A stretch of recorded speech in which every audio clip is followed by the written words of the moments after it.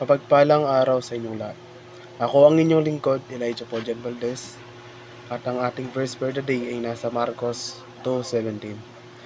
Narinig iyon ni Jesus, kaya't sinagot niya ang mga ito. Ang mga taong walang sakit ay hindi nangangailangan ng doktor, kundi ang may sakit.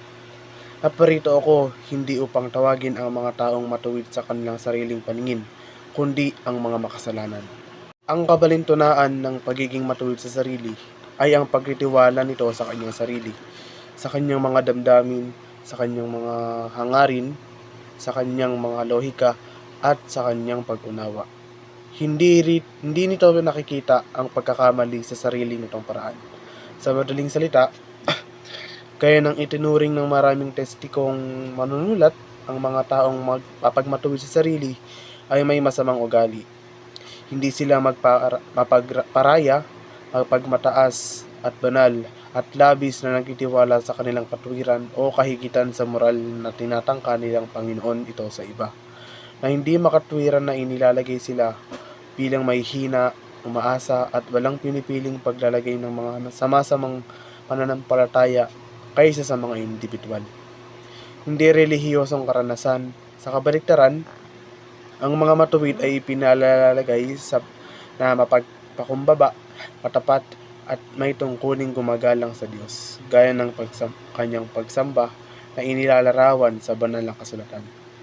Bukod dito, hindi ang matuwid kundi ang mga mapagmatuwid sa sarili ang tahasan na nagpapahayag ng kanilang sarili na mas banal kaysa sa iyo. Ilang bagay sa buhay ng isang mananampalataya ang nakakapanghina ng loob, gaya ng mahabang pakikibaka sa patuloy na mga makasalanan. Ito ay partikular na totoo kapag naranasan natin ang tagumpay laban sa kasalanan sa ibang bahagi ng ating buhay. Alam nating may kapangyarihan ang Diyos na alisin ang ating kasalanan. Kaya bakit hindi niya gawin? Ito ay maaaring pakinggan, ngunit kung minsan ay tagumpay sa ilang kasalanan ay nahuhuli dahil nais ng Diyos na turuan tayo kung paano tunay na magsisi sa kasalanan iyon. Nais ng Diyos na malaman ng kanyang pangatao lamang kung paano lumakad sa kabanalan, kundi sundin ang kanyang utos na punitin ang ating mga puso kapag nagkukulang tayo sa kanyang kaluwalhatian.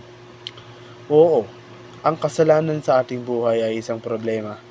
Ngunit gayon din ang isang buhay kung saan hindi natin natutunan kung paano tunay na magsisi sa kasalanan. Maaari nating ugaliing magsisi pagdating sa pagsisisi.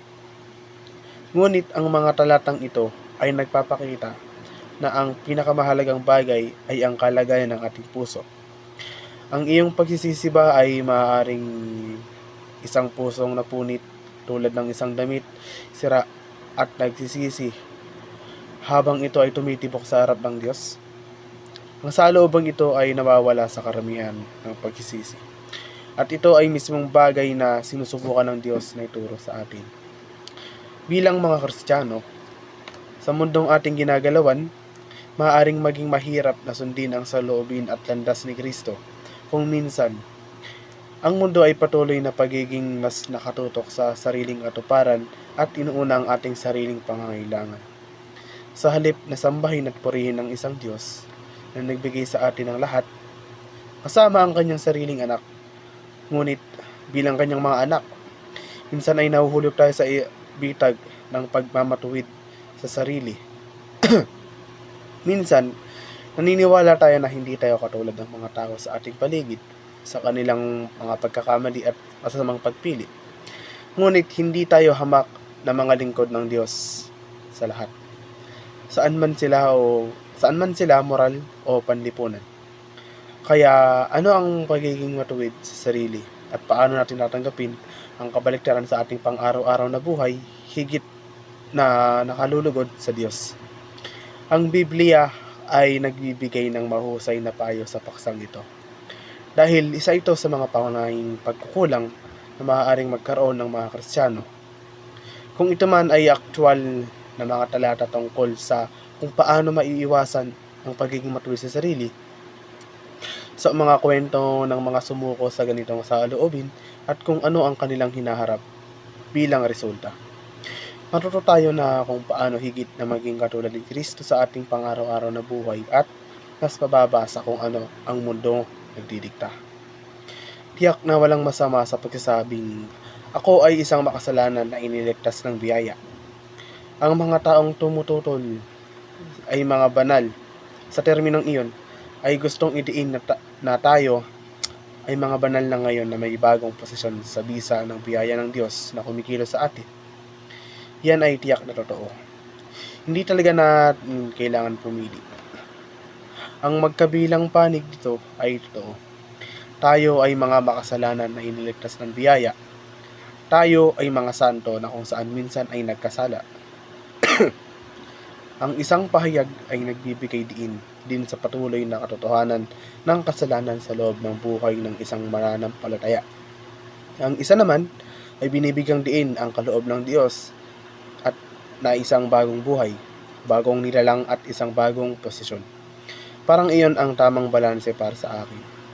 Tayo ay tunay na nagbibigyang katwiran sa pamamagitan ng biyaya ng Diyos. Tayo ay tunay na makasalanan habang tayo ay nabubuhay.